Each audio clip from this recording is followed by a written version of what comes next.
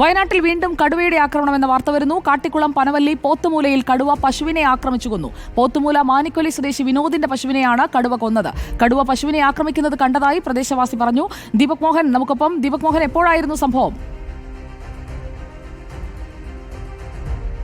സുജിയ പാർവതി, ഇന്ന് രാവിലെ 11 മണിയോടുകൂടിയാണ് ഈ കാട്ടിക്കുളത്തിനടുത്തുള്ള പോത്തുമൂലയ്ക്ക് സമീപത്തെ മാനിക്കൊല്ലി എന്ന സ്ഥലത്ത് കടുവയുടെ ആക്രമണത്തിൽ പശു ചത്തത്.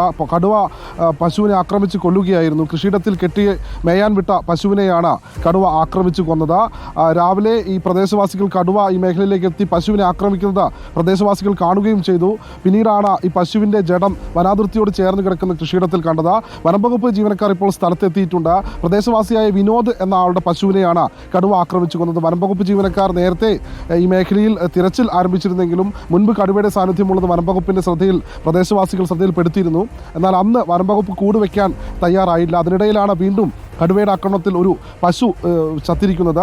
നിലവിൽ ഇപ്പോൾ വനംവകുപ്പ് ജീവനക്കാർ ഈ മേഖലയിലെത്തി ക്യാമറകൾ സ്ഥാപിക്കുന്നുണ്ട്. പക്ഷേ എത്രയും വേഗം കൂടുവെച്ച് കടുവയെ ഇവിടെ നിന്ന് പിടികൂടണമെന്നാണ് പ്രദേശവാസികളുടെ ആവശ്യം. അതിനിടയിലാണ് കടുവയുടെ ആക്രമണത്തിൽ വീണ്ടും കടുവ പേടിയിലേക്ക് വയനാട് എത്തുകയാണ്. അതിന്റെ വിവരങ്ങളാണ് ദീപക് പങ്കുവച്ചത്.